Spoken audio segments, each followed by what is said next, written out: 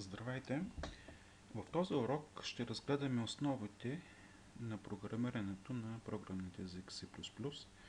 Въпросът е, че дали ще се програмира на C++ или на някой друг език от високо ниво, като да кажем Pascal, Basic, Fortran и други, няма особено големи разлики, при положение, че се спазват определени правила за създаването на програмата и съответно нейното описание. Отделните програмни езици основно се различават по изразните средства, с които се представят отделните команди.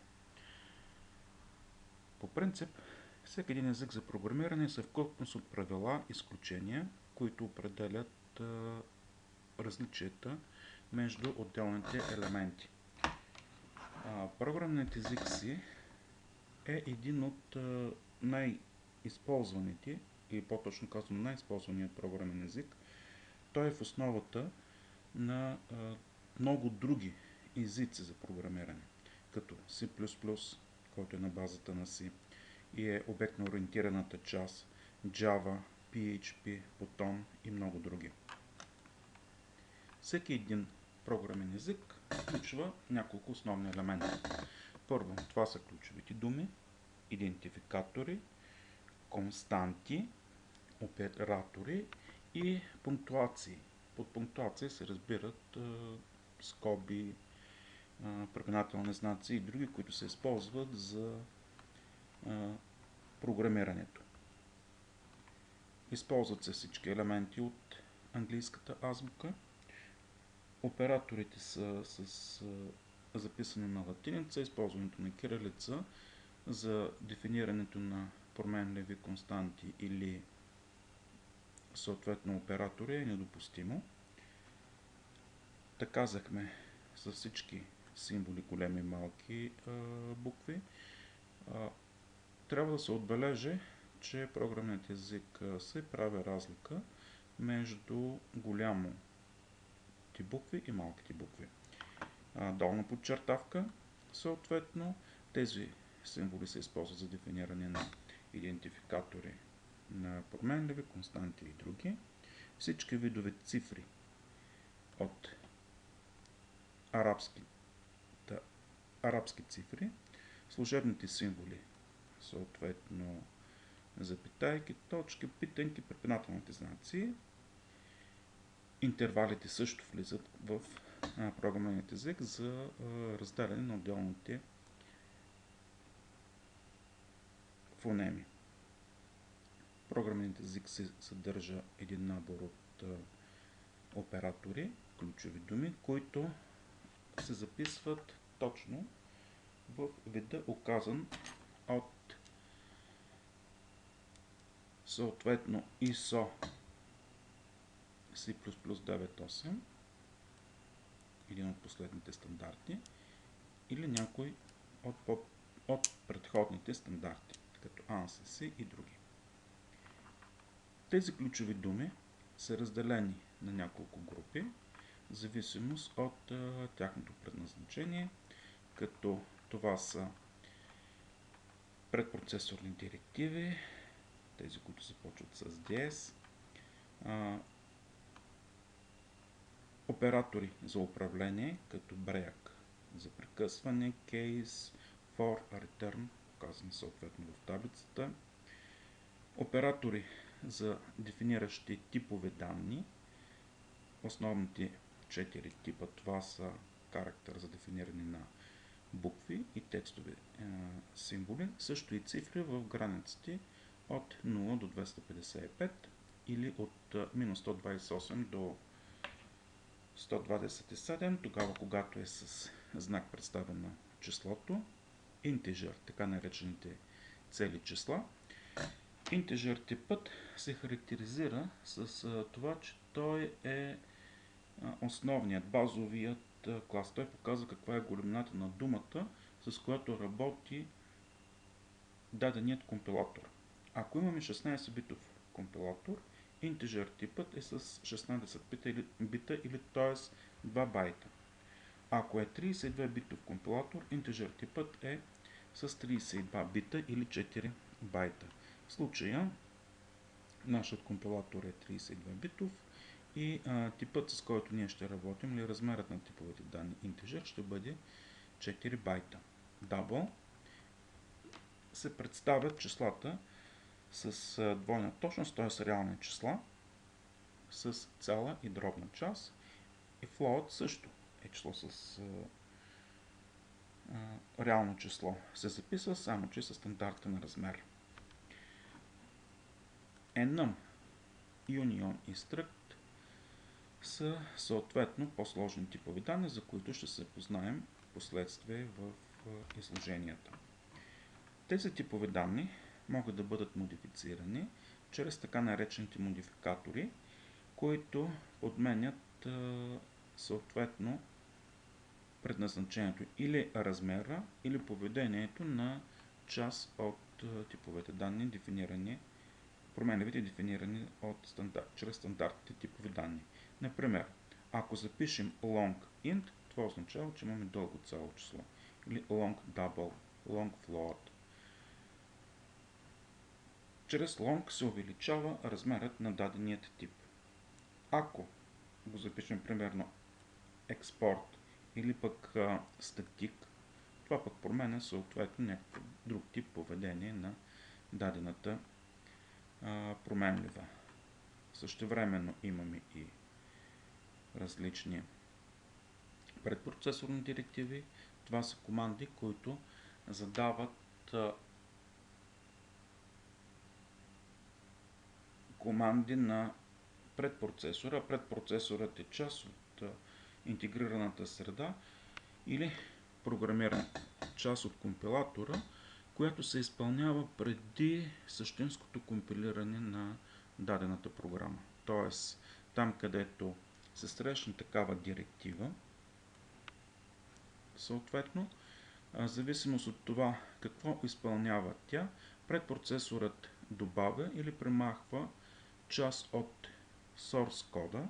Под source код се разбира програмният код на дадената програма, се премахва от файлът, който се подава на компилатора за компилиране, свързване и създаване на съответното приложение.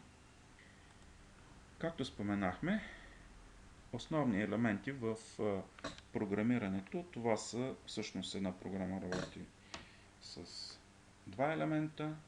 Това е данни и алгоритъм или програмен код, който борави с тези данни.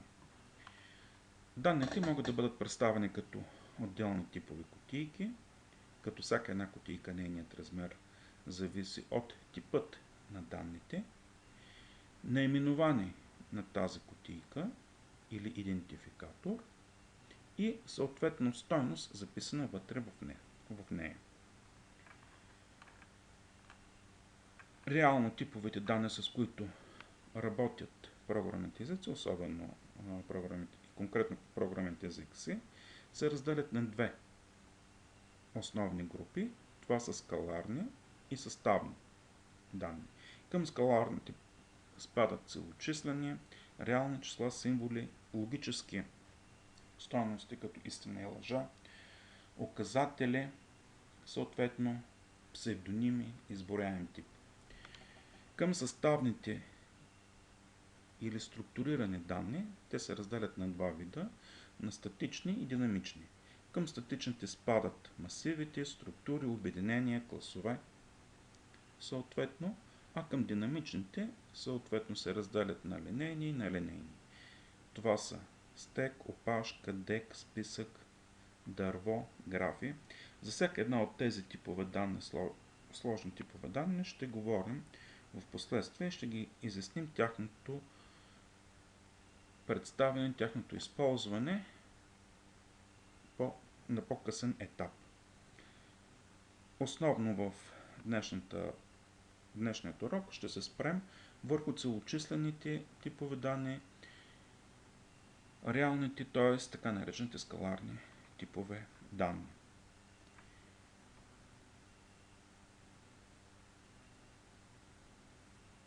Всеки един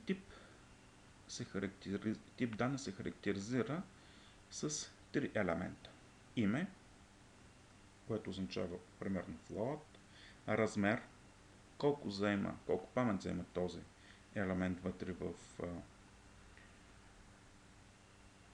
паметта и стойност, която е записана в тези клетки от паметта. Целочислените типове данни биват байт, значи байт е с размерност 1 байт и заема стойности от 0 до 255, int или така наречените integer тип, целочислен тип. Стойностите в съответният компилатор зависи от типът на компилатора, или както споменахме 16 или 32 битов. Ако, както в нашия случай, е от минус 2 милиарда до плюс 2 милиарда. Реалните типове данни, или така наречените данни с плаваща запетая, това са float и double. В по-предните лекции са описани как се дефинират и как се представляват тези типови числа в паметта на компютъра. Характерно е, че тип float е по-малкият тип, стойност описва се с 4 байта, а тип double е вече по-голем и се описва с числа в размерност от 8 байта или 64 битови стойности. Булевият тип, чрез него се представят логически стойности, истина или лъжа. Този тип е разширение на C в по-новите му версии. В стандартното ANSI C този тип не съществува. В програмният език C и C++ е прието, че една стойност, числовото изражение, ако е равна на 0, това означава, че е лъжа.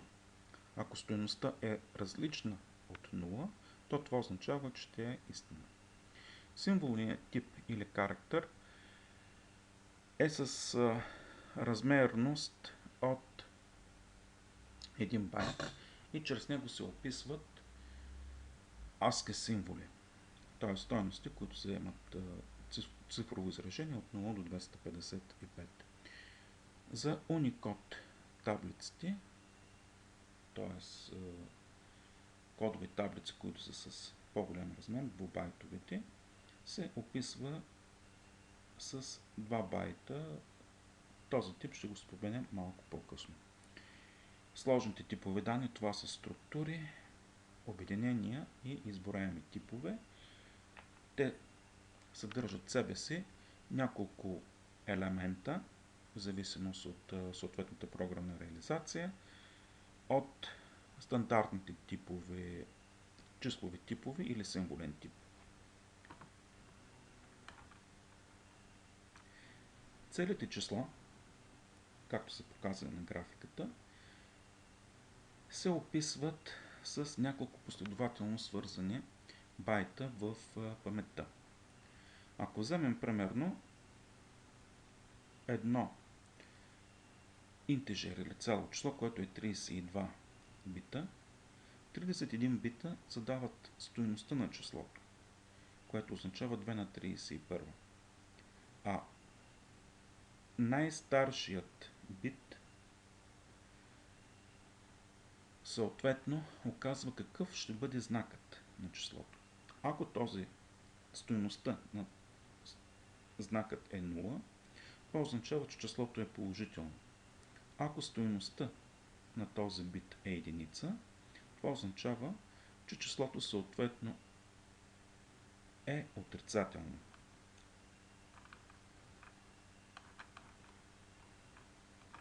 Реалните числа се описват също с определен размер. Например, 32-битовата стойност на тип float се разделя на два елемента. Мантиса, съответно, и порядък, и съответно знак на числото. Експонентата е в размерност от 7 знака, а съответно мантисата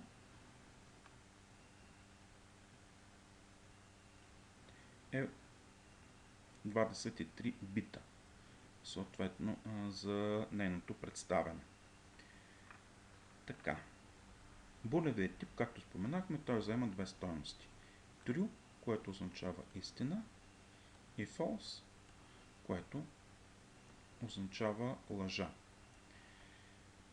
Отделните модификатори, които ги споменахме, се състоят от реално 4 основни. Signed, което означава число със знак. Това число със знак, нали, този тип е по подразбиране и по-новите компилатори, някои част от тях не го поддържат. Причината е, че много рядко той бива използван. Unsigned, това е число със знак, без знак, извинявам се. Това означава, когато едно число е без знак и от тип integer, цяло, ето този най-старши бит вече не се използва за дефиниране на символ за знак, а е част от числото. Вече числото, което го записваме, не се записва с 31 бита, неговата стойност, а вече с 32. И размерът му става от 0 до 4 милиарда. Или 2 на 32 степен. В този случай вече нямаме отрицателни стойности, а имаме само зададени положителни стойности за представяне на даденото число. Спецификаторите са unsigned, short, long вървят заедно с стандартните типове за данни integer, float, double и така нататък. Например, ето в тази част са описани някои представения на типовете данни, т.е. на целите числа и съответно на дробните числа. Трябва да добавям нещо, че long float, това означава двойна дължина на число, на реално число. Понеже размерът на float е два пъти по-малък от този, който е на double, това означава, че long float е еквивалентно на double. И в новите компилатори, по-новите компилатори, текущите, ще ни даде информация за грешка, но някои от старите компилатори все още го поддържат. Long double е число двойно по размер, би трябвало да са двойно по размер на double, но в зависимост от компилатора, версията, то става или 10 или 16 бита. Ето и таблицата, в която се показва размерите на отделните елементи или отделните типове данни. В първата колонка са съответните типове данни с техните модификатори, стандартни плюс модифициране. Втората колонка дава размерът на тези елементи, а третата колонка е стойността на числата или диапазон, числовия диапазон, в който се попълват тези стойности. Long е характерно, че вече 64-битово цяло число и виждате какви огромни стойности могат да бъдат записани в него. VCHAR е тип, който се поддържа от последните версии на компилаторите. Чрез него се описват числа, по-точно казано не числа, а символи от Unicode кодовите таблици. И съответно типът pointer или указател.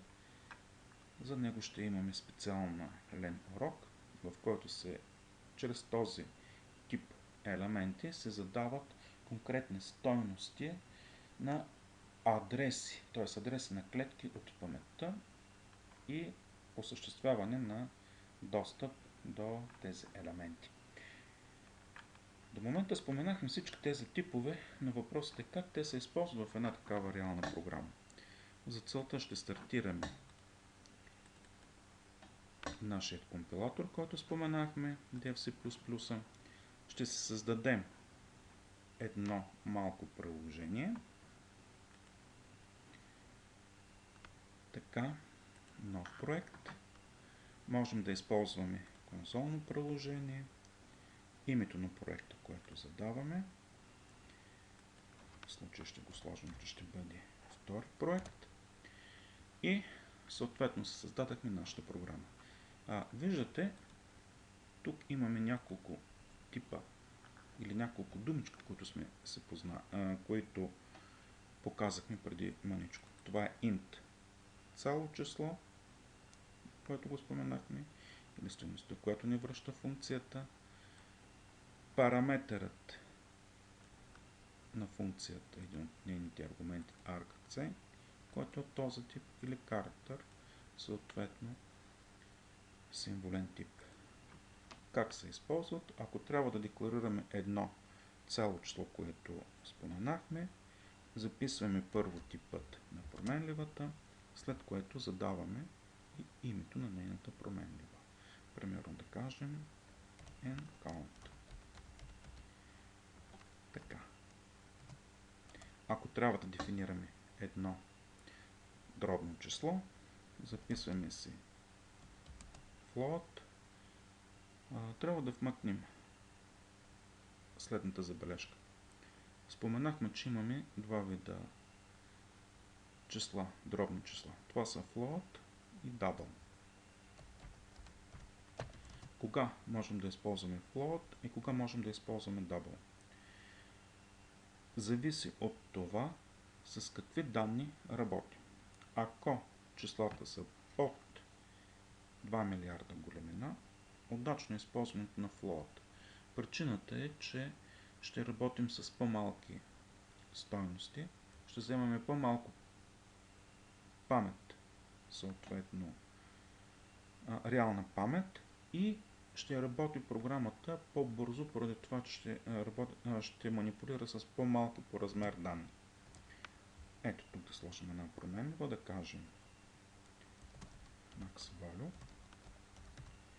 някаква стойност и така нататък. Един символен тип, да кажем променливата C. Това е, по този начин се дефинират съответно променливите в паметта. Казахме, че те трябва да се изведе някаква стойност, т.е. какъв им е техният размер. Това може много лесно да го получим, като използваме операторът sizeOf, който задава, връща размерът на дадената променлива в паметта. Записваме се. Ето едно извеждане.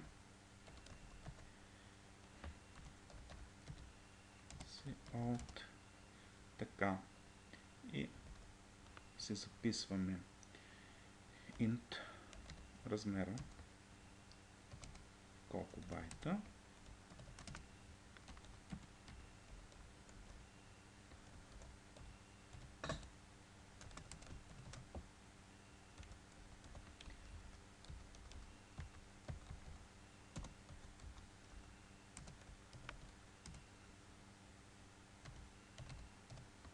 така. Ще си ги копнем тези две неща. От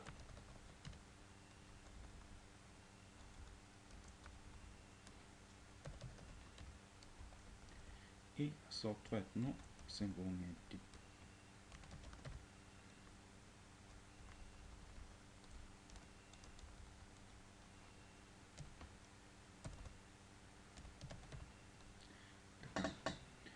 Записваме си файлчето и съответно го компилираме.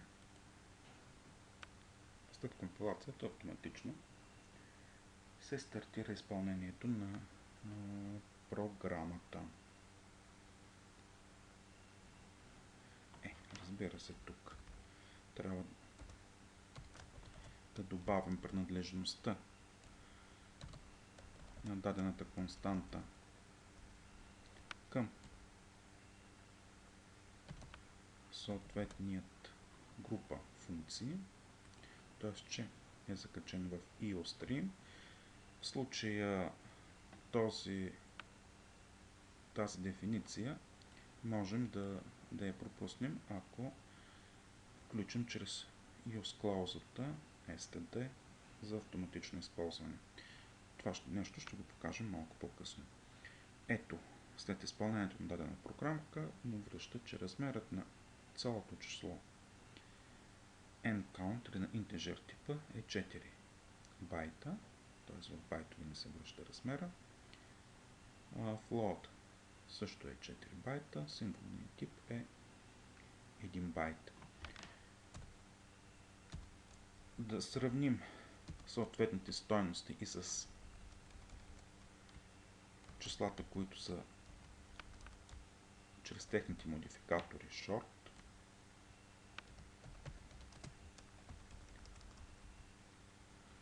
Ето. Обърнете внимание на ето този запис. Short char. Каква стойност той ще ни върне? Ще видите, че няма да получим абсолютно никаква промяна в размера, по простата причина, че символният тип е с размерност 1 байт, а стойност по-малко от 1 байт в паметта не може да бъде записана. Да добавим и съответният тип за дългите числа.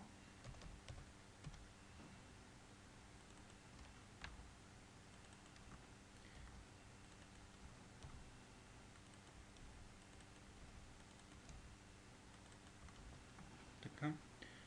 Ще добавим и символа за double, за да т.е. типът с двойна точност.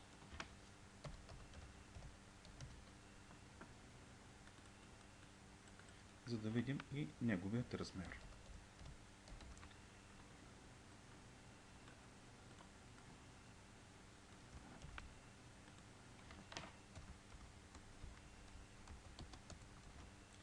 Така. Тук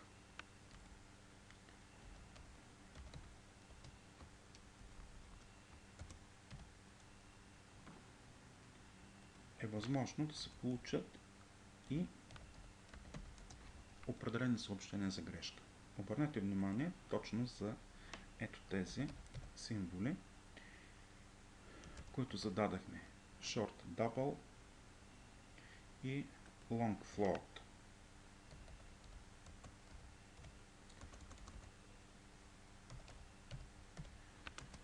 Така, записваме и изпълняваме. Ето.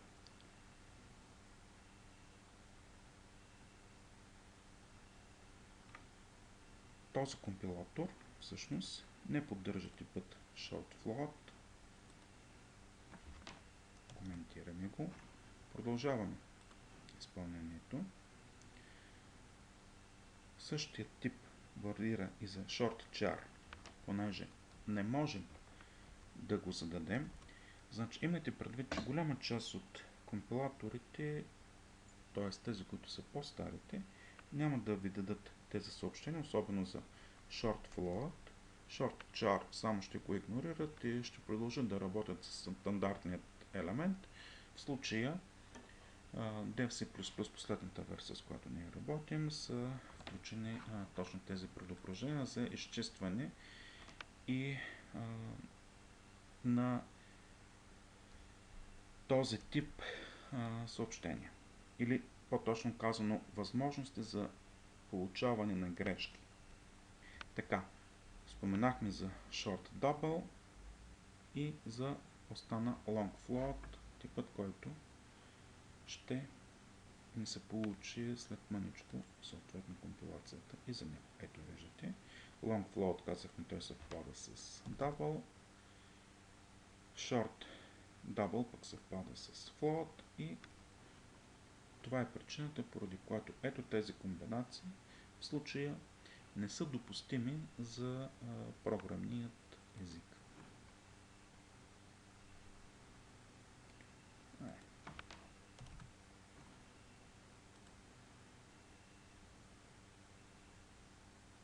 Ето. И размерите, които споменахме. Погледнете, long double тук е 16 бита. В Microsoft си, също и в Borland C++, този тип е 8 байта, а не 16, както е тук в случая. Double виждате 8, увеличава по 2. Така.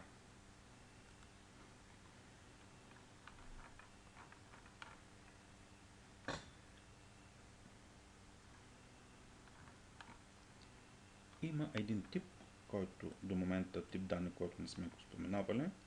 Това е типът данни void. Той най-често се използва при дефинирането на подпрограми. Т.е. тогава, когато трябва да окажем, че дадената подпрограма не връща стойност. Същевременно, това е тип данни, който реално няма размер, но се използва много често при дефинирането на указатели, т.е. на функции, които връщат указател към някакъв тип. Например, функцията malloc, която дефинира, която заделя памет, динамично заделя памет, и тази памет трябва да бъде пренасочена към някакъв тип данни, примерно цели числа, дробни числа, или някакъв текст, или съответно елементи от класове или обекти. Този тип могат да бъде дефиниран като void и в последствие да бъде предефиниран даденият тип. Какви константи се използват в програмният език C или реално във всички програмни езици? Това са константите с плаваща запетая, цели константи, символни константи и стрингови константи. Всъщност, самата дефиниция на константите с плаваща запетая е показана с ето този израз, където имаме цифра, точка. Значи тук в програмните езици дробната запетая се записва като точка и дробна част. Съответно имаме един символ е малко или е голямо, което ни задава порядъка или степента по 10 на степен еди коя си. Това означава, ето и съответно пример за цифрите, които са записани, да кажем 15,75 дробното число, което е еквивалентно със следващият запис, записа на отрицателни числа. Ето този запис е еквивалентен на предходната цифра 15,75, само че е записано с съответно експоненциален вид. Символът е, който казва 10 на степен първа. Или цифрата 1,575 се умножава по 10, за да получим съответната стойност. Тогава, когато трябва да дефинираме, да покажем какво ни е числото със сигурност, след самата цифра, след самата константа, може да зададем и какъв тип е тя. F означава float, D означава double, L означава long, т.е. 2500 в този случай ще заема 4 байта в паметта, в този случай ще заема 8 байта в паметта, тук също ще заема 4 байта в паметта, само че този тип данни вече няма да ни бъде като дробно число, а ще се третира като цяло число. Съответно размерите на отделните константи, реално програмният език си поддържа няколко бройни системи или записването на числата в няколко бройни системи.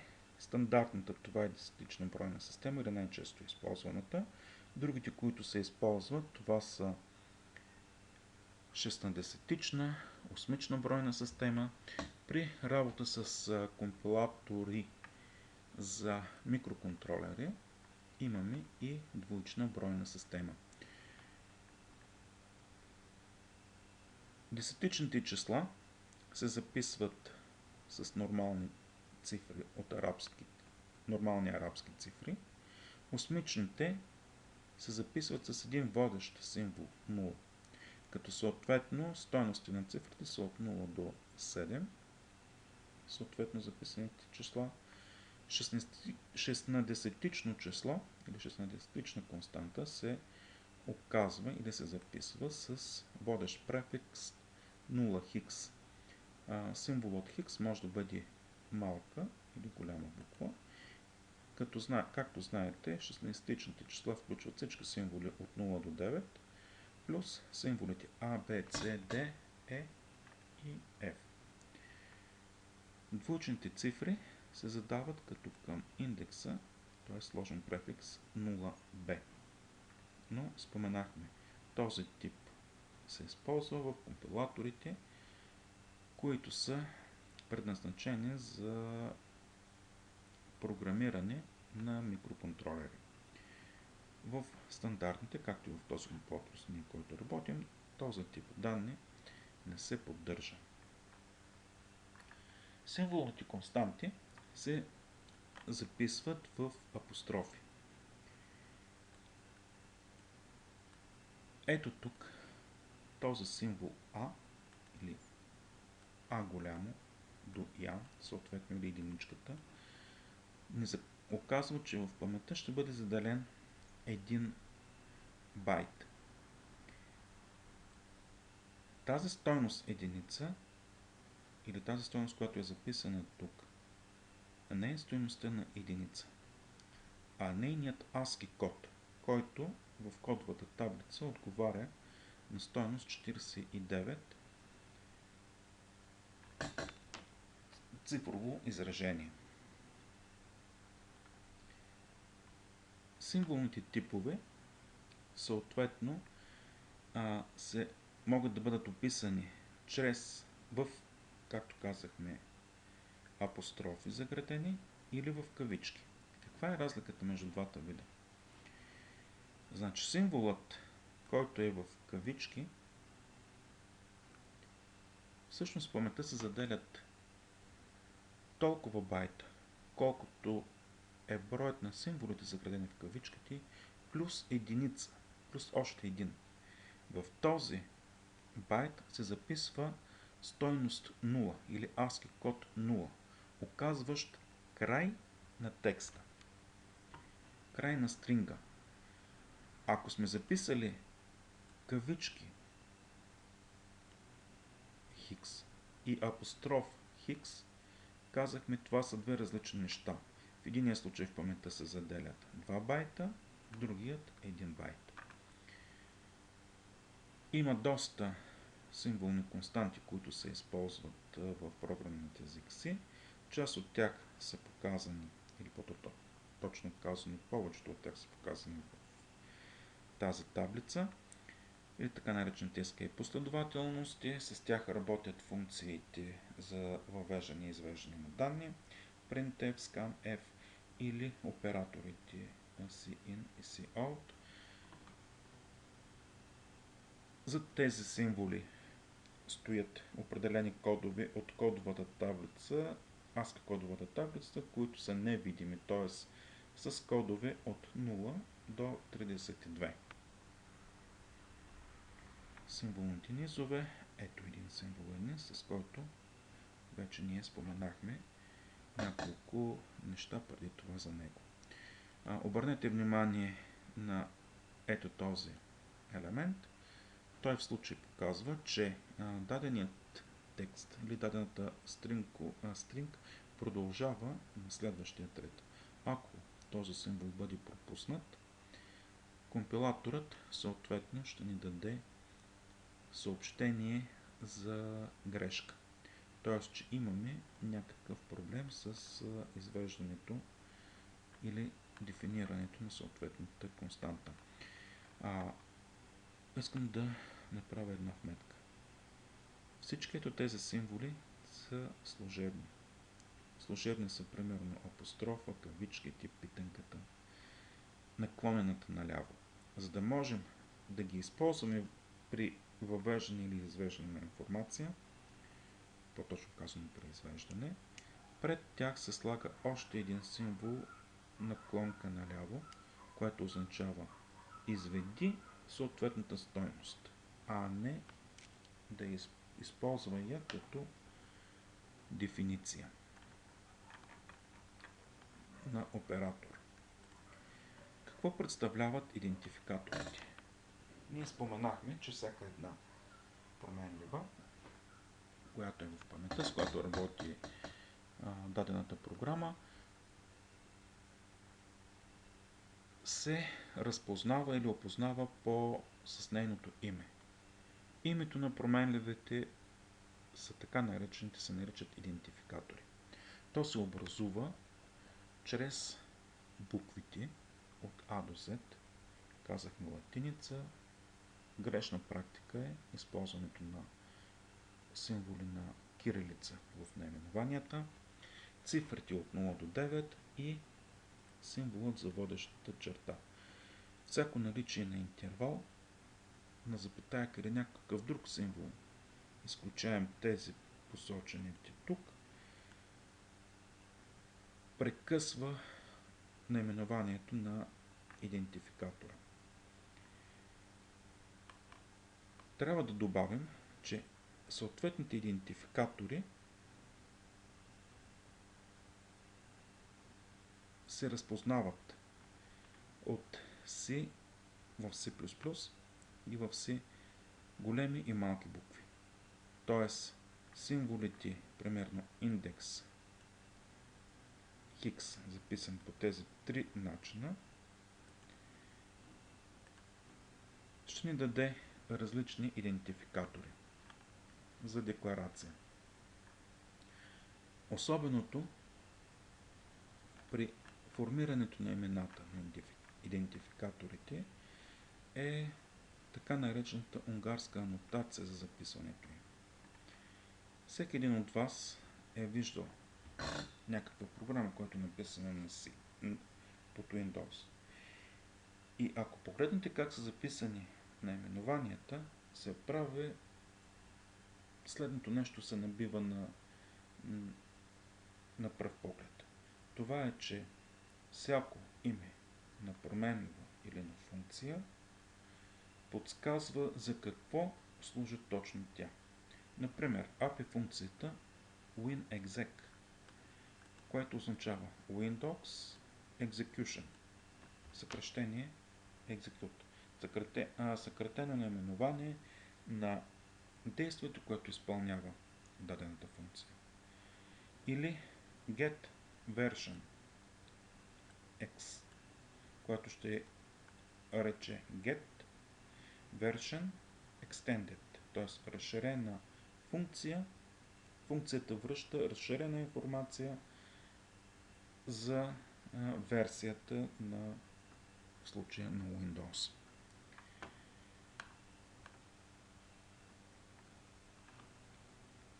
Преди мъничко, в примерчето, което показахме, точно използвахме и такъв тип дефиниране на унгарската нотация.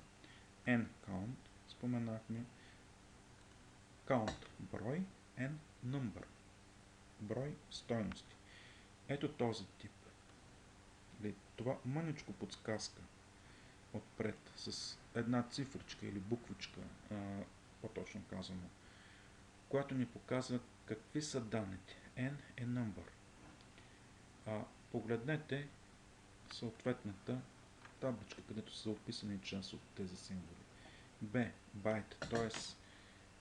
логическа променлива. C символна променлива. S стринг или текст, който трябва да се зададе. D W, което ще рече число с D word, което е в размерност от 4 байта число без знак. F, което ще рече 16 битов флаг. Fn, което ще рече от съкръщението function. С H се дефинират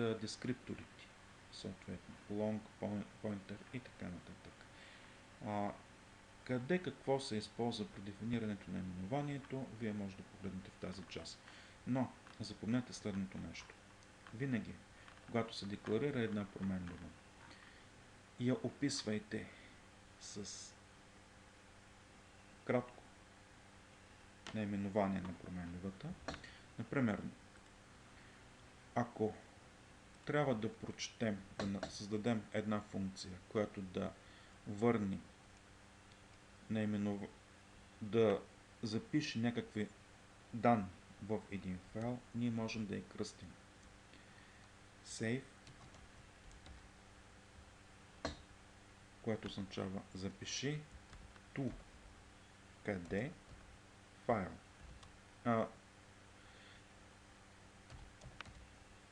Ето виждате, че веднага това наименование ни подсказва запис на данни в файл. И тези данни вече могат да бъдат с различни параметри заложени в този случай. Тоест, всяка думичка от името започва с главна, останалите с малки букви. Първото, което можем да сложим отпред водеща черта. Реално тази водеща черта компилатор автоматично се залага по време на компилацията и вътре при асемблиране на съответния код. Ще видите, че всяка функция, независимо от това дали има сложена водеща черта или няма сложена водеща черта, при нея има сложен съответният символ и съответно наименованието на функцията. Така, този тип споменаваме пак отново. Тези данни, идентификатори, които са на функции, се записват. Всяка думичка започва с главна буква. Между отделните думи не се слагат интервали, но могат да бъдат сложени, примерно да кажем водещ долна подчертавка. В случая,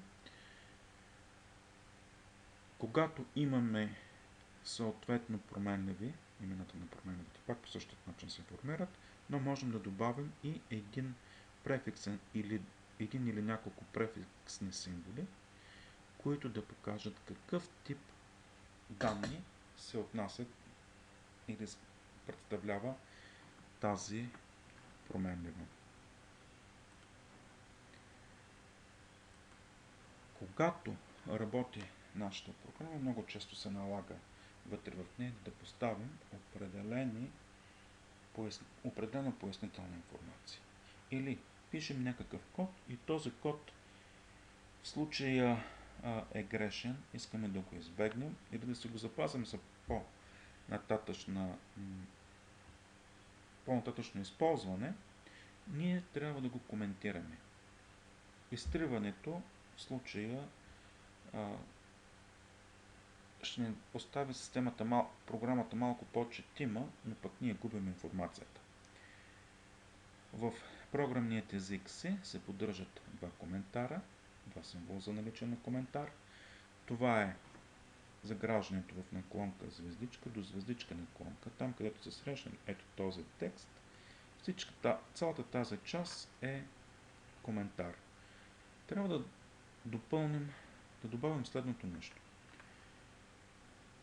Коментарът е от символа наклонка звездичка до първото срещане на звездичка наклонка. Това влагане един в друг, както е в случая на коментари, ще ни доведе до грешка. Проста причина, че ето този символ звездичка наклонена, той прекратява действието както на ето този коментар, ето началото на този символ, така и на ето този. И символа отваряща скоба на звездичка наклонена веднага ще ни се появи като грешка.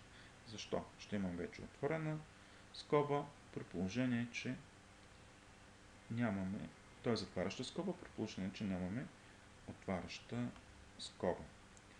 И вторият тип, съответно,